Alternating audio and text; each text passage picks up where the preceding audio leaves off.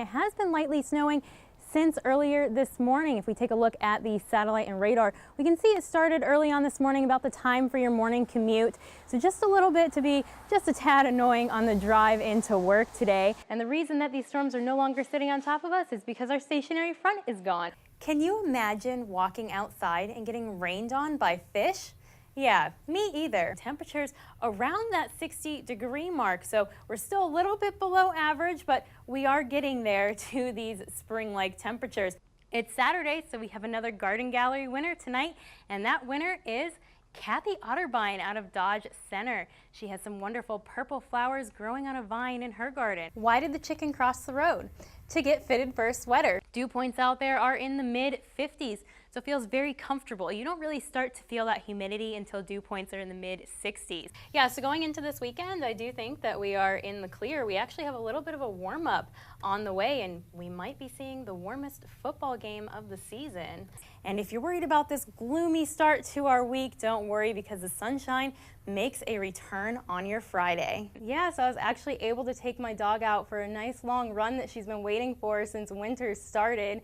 So that was exciting, and while we were out on those runs, we noticed a lot of the snow cover here in Pennsylvania has disappeared. Then on Saturday, we noticed that warm up. We'll be flirting with 80 degrees. That's almost 10 degrees above average. Tomorrow, bring your rain gear with you because we are expecting rain showers throughout the day, bringing us around 2 to 3 inches of rainfall, which is why we are in a flood watch until Sunday evening. And that could put us on track to be the wettest February on record.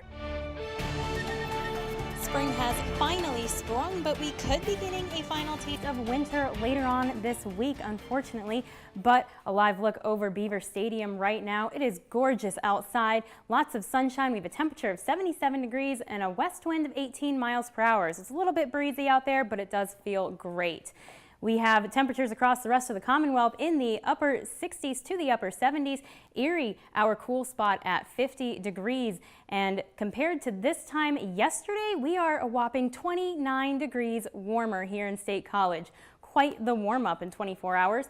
Franklin has a warm up of 17 degrees, but Erie is cooling down by 6 degrees, and that's because they just had a quick line of showers making its way through earlier this morning. Other than that, pretty quiet on the radar, and we will not be seeing that line of showers making its way down to us. But we will be seeing rain later in the forecast. A closer look at that.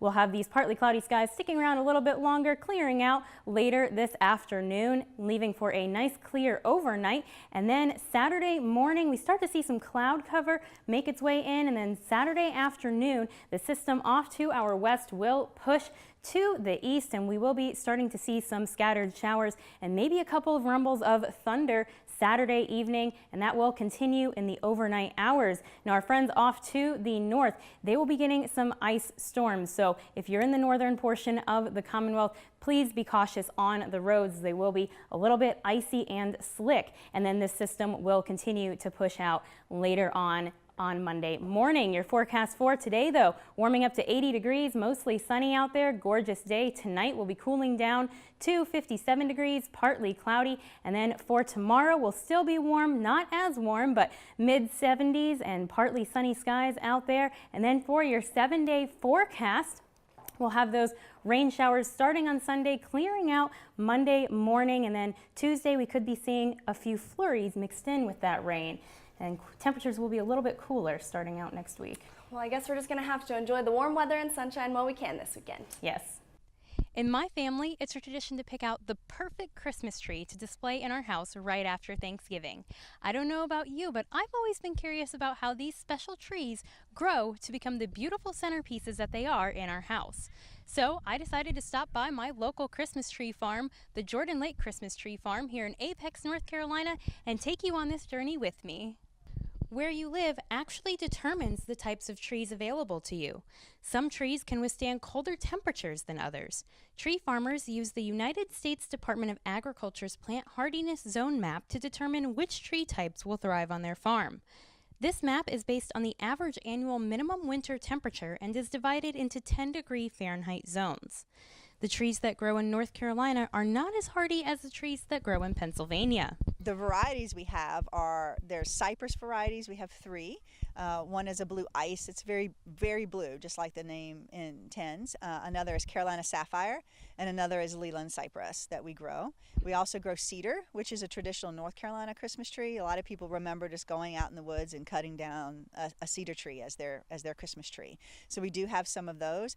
And then we have Virginia pine, which are a medium-sized needle, and they have fairly sturdy branches, so people like that a lot for some heavy ornaments. On the other hand, Pennsylvania farmers have better luck growing spruce and fir tree varieties, which can withstand sub-zero temperatures. However, temperatures can get too cold for these trees. Extreme cold can impede the tree's growth and injure the tree by giving it winter burn. Excessive snow and ice can also cause limbs and branches to snap off. Aside from temperatures playing a major role in Christmas tree growth success, the amount of moisture and drainage available is also important. Most tree varieties require deep rains followed by dry, sunny periods, so roots have time to dry out to prevent fungus growth. For this reason, the best place for a Christmas tree farm is on a downward slope where the water can naturally drain out. Soil type also determines how much drainage can occur. If these conditions are not met, crop loss becomes an issue.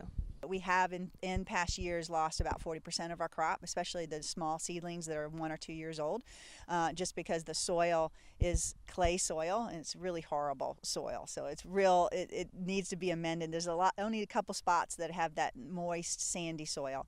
Once the perfect location is found, planting can begin. January, February is when we typically plant new seedlings.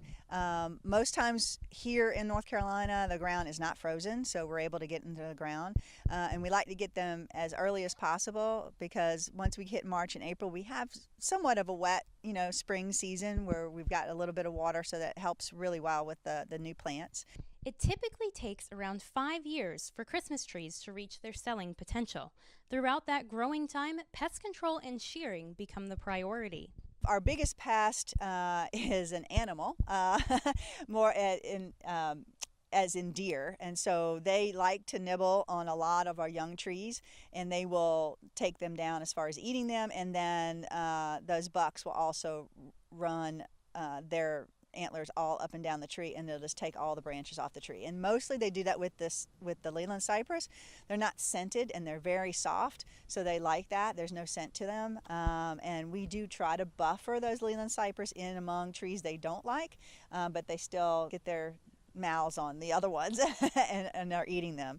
Other pests that we have are pine tip moth for our pine trees. They will destroy a whole run and a whole branch of a pine on a pine tree.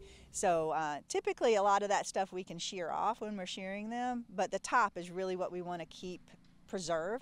So we do spray, we do chemical sprays, pesticides on some of our trees, but we try to limit that as much as possible.